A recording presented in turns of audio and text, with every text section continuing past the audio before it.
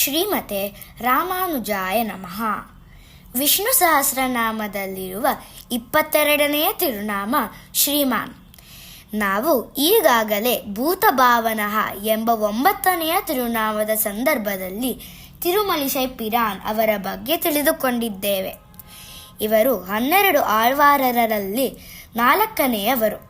ಒಮ್ಮೆ ಇವರು ವಿಷ್ಣುವಿನ ದಶಾವತಾರಗಳ ಪೈಕಿ ಯಾವ ರೂಪ ಅತ್ಯಂತ ಸುಂದರ ಎಂದು ನಿರ್ಧರಿಸಲು ಅವುಗಳ ನಡುವೆ ಒಂದು ಸೌಂದರ್ಯ ಸ್ಪರ್ಧೆಯನ್ನು ಕಲ್ಪಿಸಿಕೊಂಡಿದ್ದರು. ಮೀನು, ಆಮೆ ಮತ್ತು ಹಂದಿಯ ರೂಪದಲ್ಲಿದ್ದ ಮತ್ಸ್ಯ, ಕೂರ್ಮ ಮತ್ತು ವರಾಹ ಅವತಾರಗಳನ್ನು ಸೌಂದರ್ಯ ಸ್ಪರ್ಧೆಯಿಂದ ವಿನಯಪೂರ್ವಕವಾಗಿ ಕೈಬಿಡಲಾಯಿತು. ನರಸಿಂಹ ರೂಪವು ಕುತ್ತಿಗೆಯಿಂದ ಕೆಳಗೆ ಮನುಷ್ಯನ ರೂಪವನ್ನು ಹೊಂದಿದ್ದರಿಂದ ಆ ಅವತಾರವನ್ನು ಮುಂದಿನ ಹಂತಕ್ಕೆ ಆಯ್ಕೆ ಮಾಡಿದರು.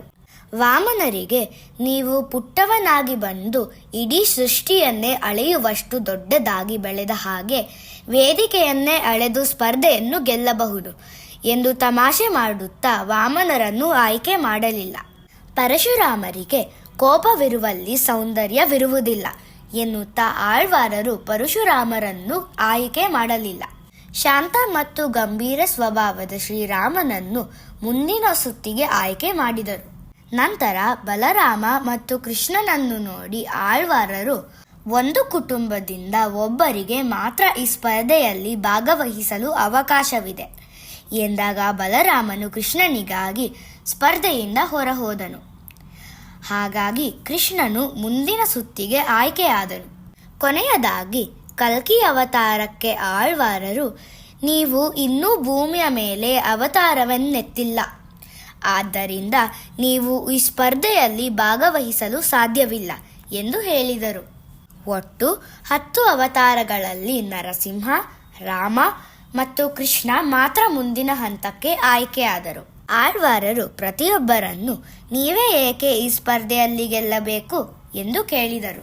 ರಾಮನು ಎಲ್ಲರೂ ನನ್ನನ್ನು ಸುಂದರ ರಾಮ ಎಂದೇ ಕರೆಯುವುದರಿಂದ ಈ ಪ್ರಶಸ್ತಿ ನನಗೆ ಸಿಗಬೇಕು ಎಂದು ಹೇಳಿದನು. ಕೃಷ್ಣನು ನನಗೆ 16,000 ಮಂದಿ ಪತ್ನಿಯರಿರುವುದರಿಂದ ನಾನೇ ಅತ್ಯಂತ ಸುಂದರ ಎಂದು ಹೇಳಿದನು. ಆದರೆ ನರಸಿಂಹ ಮಾತ್ರ ಮೌನವಾಗಿದ್ದನು.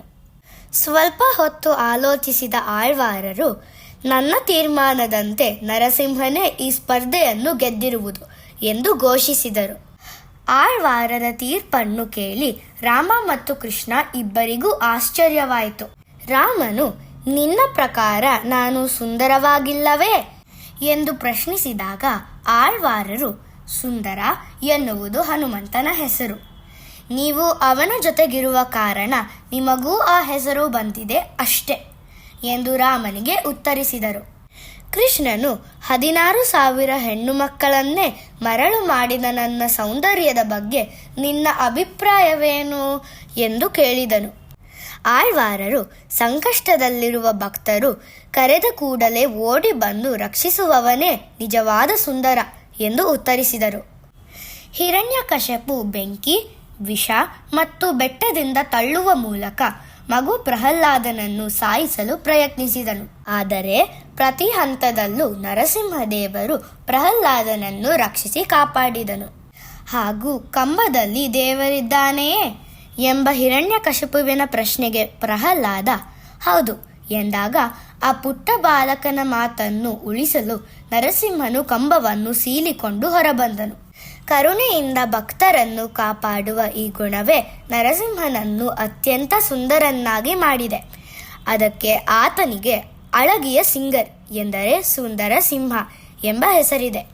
ಸಾಮಾನ್ಯವಾಗಿ ಭಗವಂತನ ವಕ್ಷಸ್ಥಳದಲ್ಲಿ ನೆಲೆಸುವ ಮಹಾಲಕ್ಷ್ಮಿ ತಾಯಿಯೂ ಸಹ ನರಸಿಂಹನ ದಿವ್ಯ ಸೌಂದರ್ಯವನ್ನು ಕಂಡು ಆನಂದಿಸಲು ಆತನ ತೊಡೆಯ ಮೇಲೆ ಬಂದು ಕುಳಿತುಕೊಳ್ಳುತ್ತಾಳೆ. ಶ್ರೀ ಎಂಬ ಪದದ ಹಲವಾರು ಅರ್ಥಗಳಲ್ಲಿ ದಿವ್ಯ ಸೌಂದರ್ಯ ಕೂಡ ಒಂದು. ಶ್ರೀಮಾನ್ ಎಂದರೆ ಪರಮಸುಂದರ ಎಂದು ಅರ್ಥ.